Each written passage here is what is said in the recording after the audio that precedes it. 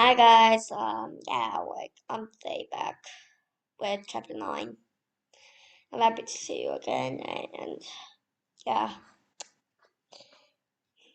I hope you remember last time. Today is short on no boxes, and it will be easy today, so you don't need to worry, and let's just go into the lesson today. Whoa, the plague on livestock, chapter 9. Then the Lord spoke to Moses. He said, "Go to Pharaoh, tell him, the Lord, the God of the Hebrews, says, let my people go. Then they will be able to worship me. Do not refuse to let them go. Do not keep holding them back. If you refuse, my powerful hand will bring a terrible plague on you. I will strike your livestock in the fields. I will strike your horses, donkeys, camels, cattle, sheep, and goats." That's a lot of damage.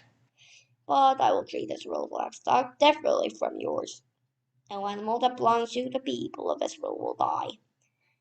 The Lord set a time for the plague. He said, "Tomorrow I'll send it on the land." So the next day the Lord sent it. Livestock of the Egyptians died, but not one animal that belongs to the Israelites died. Pharaoh searched and found out what had happened. He discovered that not even one animal that belonged to the Israelites had died, but he was still very stubborn. He wouldn't let the people go. And like Pharaoh sent a person, and let's say this is the person who Pharaoh sent it, and he's like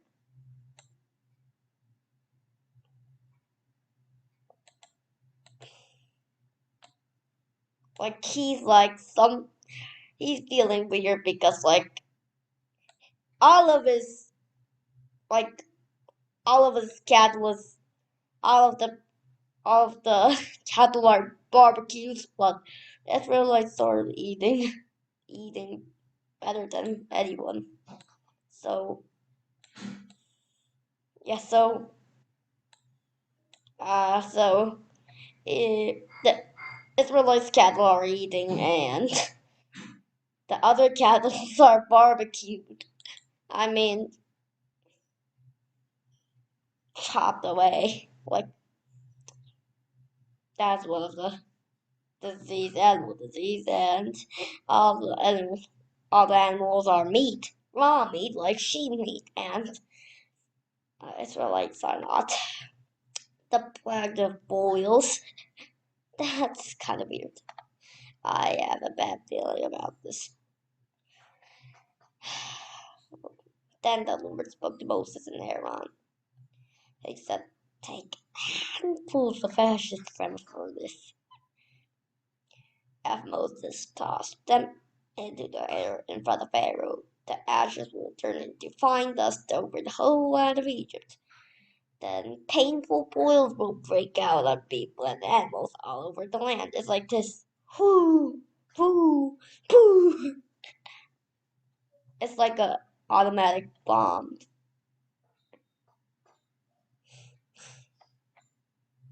Their bodies will be covered with them. It's like this. Whoo, pew, boom. It goes up, fine dust, boom.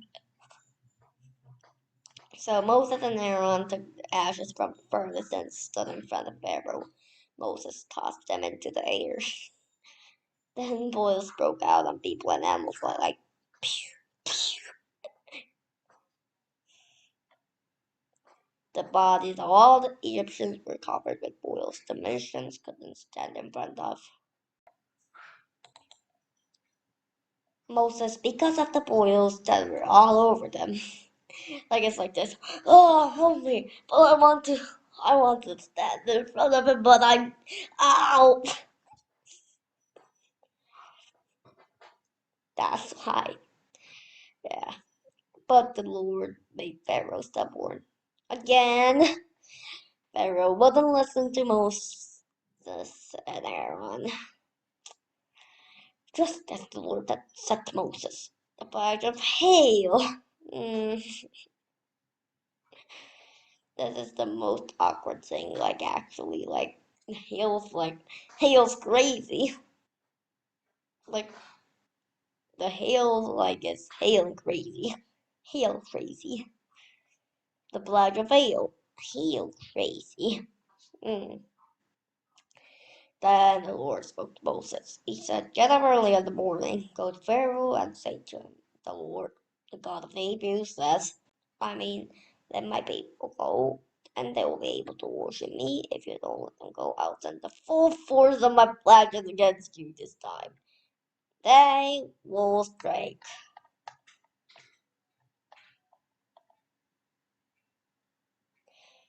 your officials and your people. Then you will know that there is no one like me in the whole earth. By now, I could have reached out my hand. I would have struck you and your people with a plague that would have wiped you off earth." He's saying he really knows his power. If I give you a plague, something too big, then I could really, delete you from the whole earth and delete your whole flag and reset all of the people in your place. He really knows what he's doing. He really knows his power, right? My finger snap, nah. I won't do that big, so yeah, if I do that, firstly, I can delete you from the map. Secondly, if your people is still alive, your people will get resetted to BC 1 minus BC 1000.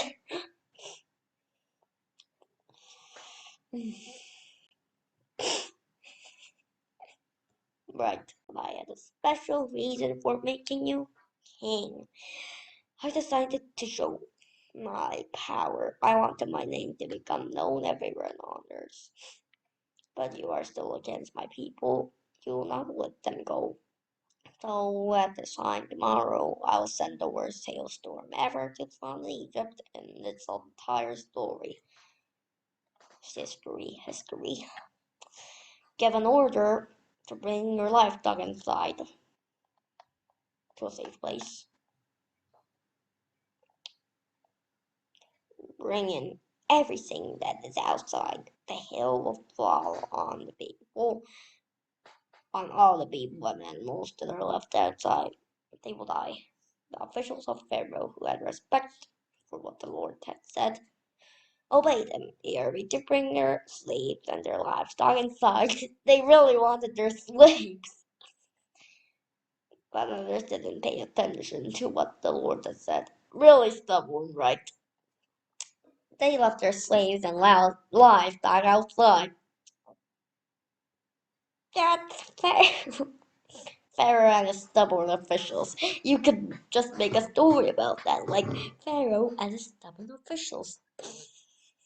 Written by Gogo1009.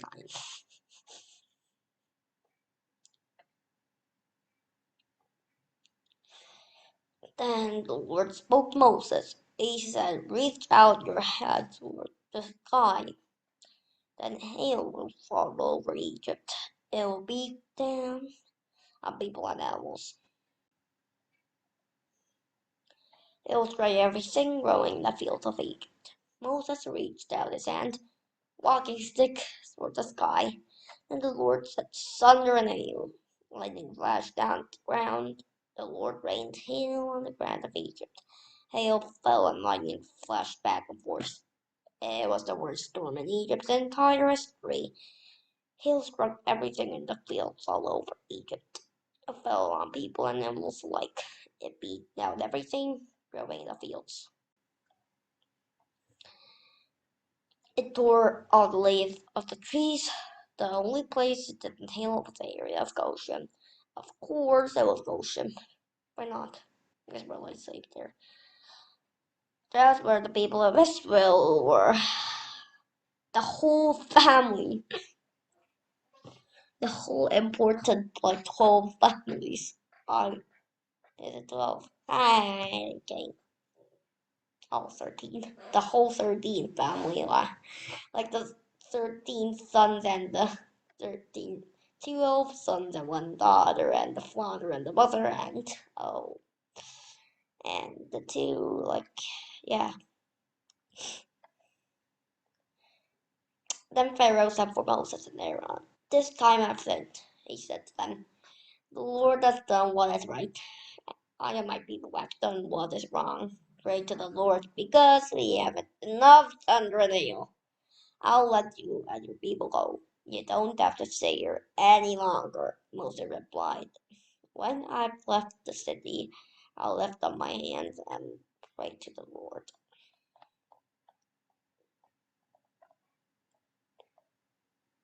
The thunder will stop. There won't be any more hail. Then you will know that there belongs to the Lord. But I know that you and your officials still don't have any respect for the Lord God. The barley was ripe. The flax was in bloom, so they were both destroyed. But the wheat and spelt weren't destroyed. That's because they ripened later. Then Moses left Pharaoh and went out of the city. Moses lifted up his hands and prayed to the Lord. The thunder and hail stopped. The rain didn't pour down on the land any longer. Pharaoh saw that the rain, hail, and thunder had stopped. So he sinned again. Again. He and his officials became stubborn. You really need to make up a storybook with that, literally. So Pharaoh was stubborn. He wouldn't let the people of Israel go, just as the Lord had said through Moses. Wow, sinning 1,000,000 times. Whoa, so how much is Pharaoh sinning now?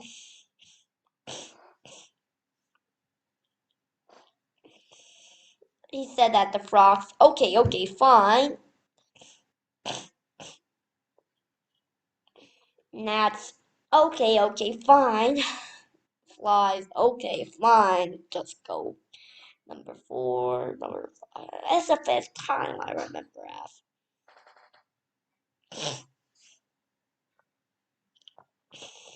Man, he is getting fun of sinning, don't become Pharaoh. Please don't become Pharaoh, actually. We will not be Pharaoh. Okay? Yeah, you need to say okay because, you don't want to be the hard heart. You want to be the soft heart, not the hard heart. Yeah, so. Yeah, let's pray. No box. That I need to make the summary, so. How much is this now? 1, 2, 3. Today's 3, last time's. Whoa. Today we are 3 again, so. Great, Pharaoh was sitting 1 by 1 again. God will know that Pharaoh was God really knows Pharaoh was sinning, but Pharaoh doesn't have God in his mind, so so let's pray now. Okay, what was it today even? Well, we had a lot today, right? Lies. Okay, let's start. Here, God, today learned about chapter 9 and Exodus. They learned about the livestock, the plagues on livestock, and the skin disease, and some kind kind of disease and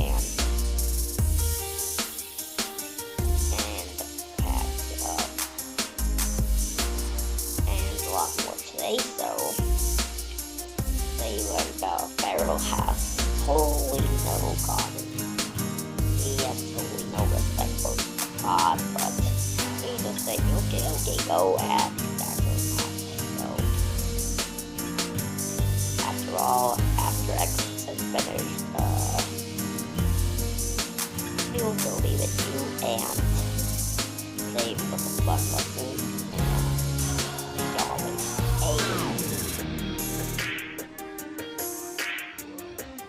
Thank you for watching my video, and see you on chapter 10. Comment down what chapter 10 will be like, and goodbye. Bye bye.